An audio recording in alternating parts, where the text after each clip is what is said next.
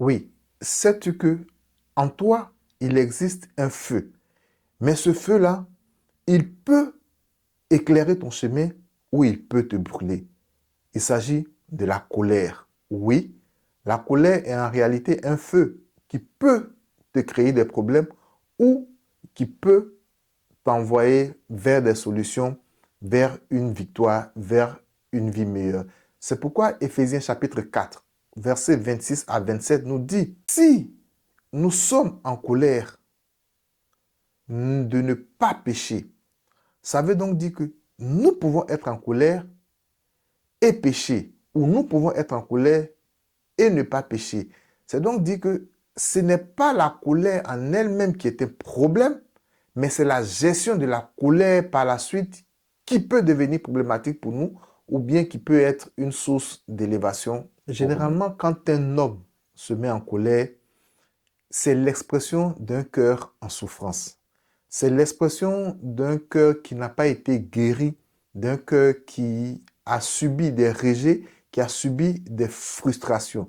Donc, si la personne qui est en face de toi ne se met pas dans la position pour écouter le cri de ce cœur-là et que cette personne réagit de façon impulsive à ce que ses yeux voient, la situation va dégénérer et au lieu qu'elle s'améliore, elle va plutôt aller vers l'échec.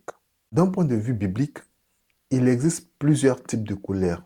On va dire généralement, euh, il existe deux types de colère. Il y a la sainte colère, qui est généralement la colère qui est exprimée par Dieu. Ce type de colère-là, c'est une colère qui va restaurer, alors que la colère humaine, elle détruit. Dans le psaume 7, verset 11, Dieu est présenté comme étant un Dieu qui s'irrite, donc qui rentre en colère. Mais comme je le disais, la colère que Dieu présente est plutôt une colère pour restaurer, alors que quand l'homme présente la colère, c'est une colère qui pourrait le détruire, c'est une colère pour détruire. Souvenez-vous de l'histoire de Jésus dans le temple.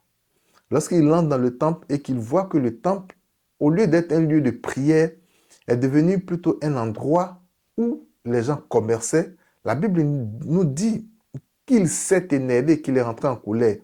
Et cette colère-là a fait qu'il a renversé toutes les tables et chassé tout ce qu'il trouvait. Mais évidemment, c'était pour restaurer le règne, c'était pour restaurer la présence de Dieu dans ce lieu-là, afin que ceux qui cherchent sa présence puissent pouvoir la trouver en ce lieu, qu'ils puissent profiter de ce pourquoi le temple a été bâti. La colère peut parfois devenir un piège pour nous. C'est pourquoi dans Éphésiens chapitre 4 au verset 27, la Bible dit, ne donnez pas accès au diable.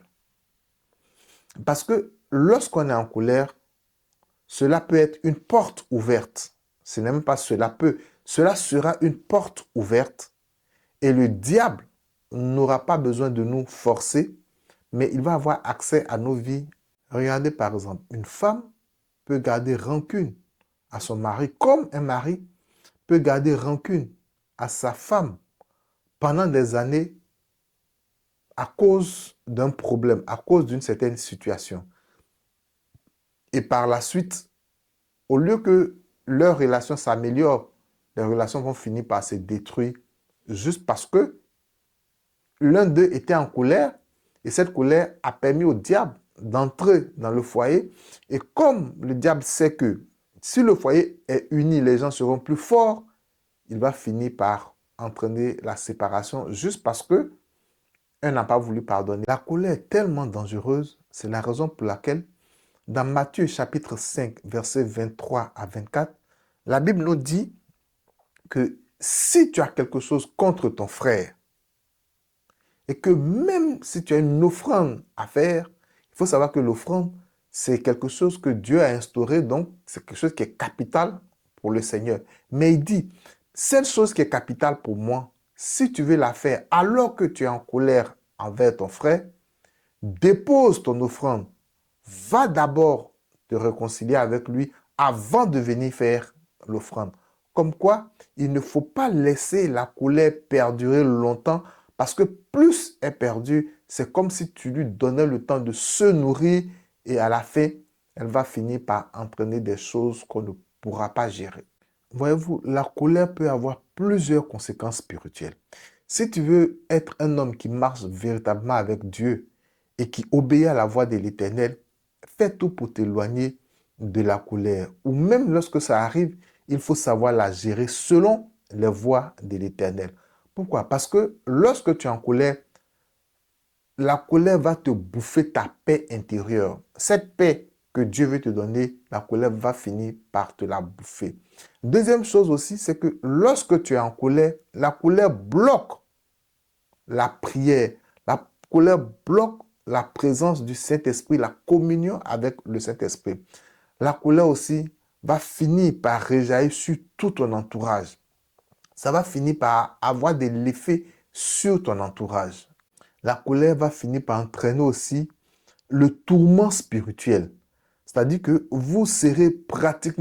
tu seras à tout moment tourmenté parce que c'est une porte ouverte dans laquelle le diable ne va pas se poser des questions.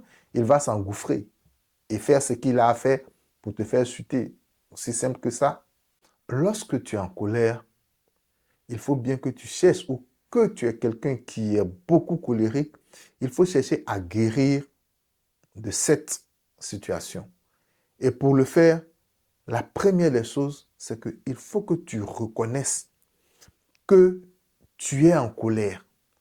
Parce que Dieu ne peut pas guérir un cœur qui n'accepte pas sa situation, qui n'accepte pas l'état dans lequel il est. Deuxième chose, il faut pouvoir le confesser au Seigneur. Il faut pouvoir lui dire, Seigneur, voici ma situation, voici l'état dans lequel je suis et j'ai besoin de ton aide. Il faut pouvoir pardonner avec la force de Dieu. Parce que quand on est en colère et qu'on pardonne, ça ne veut pas dire qu'on a oublié. Mais c'est juste que au travers de ce pardon-là, on décide de remettre la justice entre celui qui est le meilleur juge, à savoir le Seigneur lui-même. C'est ce sens-là qu'on accorde, c'est ce sens-là qu'on donne lorsqu'on accorde le pardon alors que quelqu'un vous a brimé, quelqu'un vous a offusqué. Il faut savoir que Dieu guérit le cœur brisé. C'est pourquoi derrière la souffrance qui est née d'une attitude de mépris dont tu as été victime, il faut laisser Dieu guérir ton cœur. Laisse Dieu guérir ton cœur et en ce moment-là, tu vas pouvoir sortir du piège de la colère. Dans Proverbe chapitre 15 au verset 1, la Bible nous dit que la réponse douce calme la fureur. Donc, il faut pouvoir répondre de façon très douce aux situations de fureur et de colère qui se présentent au-devant de toi pour que tu évites de tomber dans le piège de la colère. Pour sortir du piège de la colère, autre chose, c'est que une fois que la situation est arrivée, il faut fermer la porte derrière de toi. Il faut éviter de chaque fois être en train de ressasser ces choses, ces situations que tu as vécues. Parce que si tel est le cas, il te sera difficile, voire même impossible, de pouvoir sortir de ce piège-là. Dans la Bible, vous trouverez plusieurs personnages qui, devant des situations, ont eu des réactions différentes. Ainsi donc, Moïse, lui, devant une situation qu'il a trouvée injuste, s'est mis en colère et a frappé le rocher, alors que ce n'était pas ce que Dieu lui avait demandé. Mais la situation qui était devant Moïse, effectivement que ça, quelqu'un pourrait dire, oui, je comprends la réaction de Moïse. Mais la réaction de Moïse, qui était d'être en colère, était une réaction normale. Mais parce qu'elle a été mal gérée, Moïse a posé un acte qui allait à l'encontre de ce que Dieu lui avait demandé, donc a amené Moïse à pécher. Conséquence, c'est que Moïse a vu Canaan sans pouvoir y entrer, bien que Dieu lui avait promis de le conduire. David, lui, par contre, a eu une autre réaction différente. C'est que, insulté par Chiméi, il a plutôt demandé de laisser Chiméi partir en se disant que Dieu allait lui rendre justice et que Dieu verrait lui-même son état, Dieu verrait lui-même sa situation.